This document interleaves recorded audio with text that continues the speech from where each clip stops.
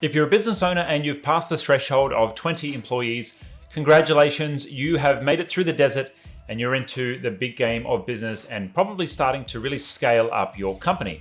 But there are some challenges and risks if you're managing the IT internally inside your business, or maybe you've got a technology team and you want them to brush up on some of the things they should be thinking about as your business grows and changes as you really get into the scaled growth mode. Well, this video, I'm going to cover some of the things that you need to make sure you're on top of now your business has graduated to growth mode and out of small business land. My name is Pete Moriarty and we run a business technology. We help businesses all over the world with their technology and we happen to specialize in Google Workspace. Now, what we find is as businesses grow above the 20 employee mark, typically they start to bring some of the lingering challenges of a smaller business or let's say the legacy issues from when they were a small business into the big business thinking. And that's not by anyone's fault of their own. Most business owners and entrepreneurs that are leading a business are not necessarily technology focused. That has to do with things like demographic and just the skills in growing and leading a business. Many business owners who've started their own business, and I'm talking about founders of the business here, are probably more in what Michael Gerber would call the E-Myth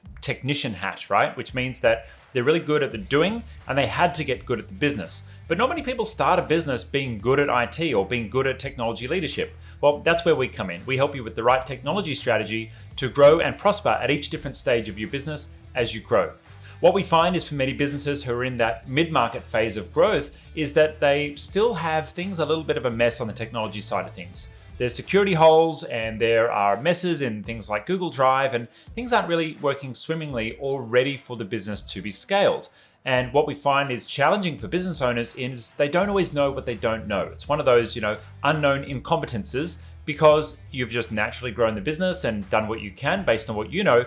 But here is when sometimes it's time to bring in some external advice. So I'm going to share 3 big things that business owners usually get wrong or business teams usually get wrong and what you can do about them. Now, first up, making sure that correct security protocols and policies are in place is the number one thing that's going to help you get the most out of the business. Now, what are some really basic security protocols? Well, something like making sure that each time you create a file, it's placed into a shared drive, which is owned by the company. It's crazy how many businesses get this wrong. They're creating files either individually using their MyDrive or even sometimes using a Gmail account, particularly in the case of contractors. And what ends up happening is someone who is outside your business may own that file. And with that file that they own, they are able to delete it, they're able to remove it, and they're able to restrict sharing from you. And what that means is that at some point in the future, you go to open that file that you've been working on that a contractor created all those years ago, and all of a sudden it's disappeared from your drive. So setting up something like shared drives inside of Google Drive means that anytime someone shares a file with someone on your team, it's actually going to be created in a shared file, which is owned and controlled by the company.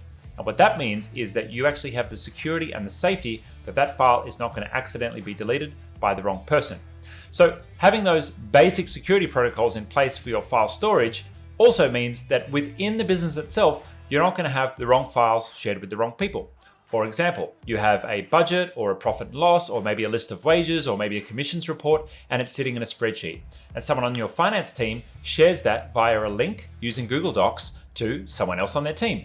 Now, that doesn't seem too harmful in itself, but what tends to happen from time to time is one person drops it in chat, or another person forwards it to someone else, or maybe someone is searching for their commission framework on the sales team, and they accidentally stumble across the commission reports on the finance team. And maybe you don't want them to have access to all of the report in all of their detail. Inevitably ends up happening is files are accidentally shared with the wrong people. Information can leak either inside or outside the business.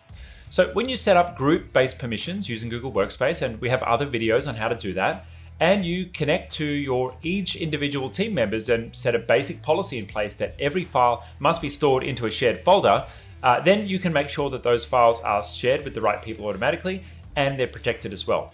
You want to have a culture of putting things into folders and not just sharing them willy-nilly one by one. Next up, let's talk about account security. Now, this is one of the most basic features of Google Workspace that most business owners we work with have not yet enabled, and it's called two-step verification or two-factor authentication. Now, what this does is just like your bank token, when you go to log into your account, you'll receive a text message or a code on an app on your phone, and that will allow you to put in a unique 6-digit code to give you access to your account the first time that you sign in on a new device. Now, this code is rotated and you'll probably be asked for it about once a month, and you can ensure that even if someone gains access to your username and your password for your email address and your Google account, they're not able to get access to your account without a second factor device. Typically going to be your mobile phone, which is with you at all times.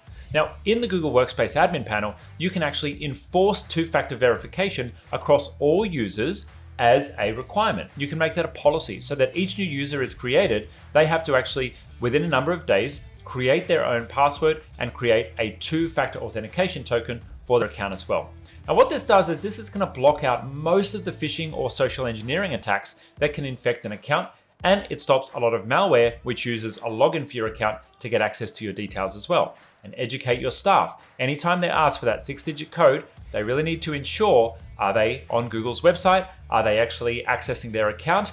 Is this a device that they want to have access to their account from now forwards? And making sure that everything is safe there by policing the two-factor authentication. Third, I want to talk about some of the risks with a bring your own device policy.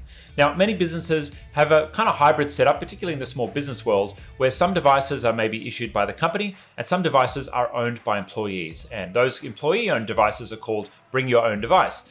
Now, unfortunately, most customers and most businesses will leave that device policy to be pretty open and willy-nilly, meaning that someone can grab a mobile phone and sign into their business account and have access to all their data on their phone, or they can log in with a laptop or a computer and access all their data from there.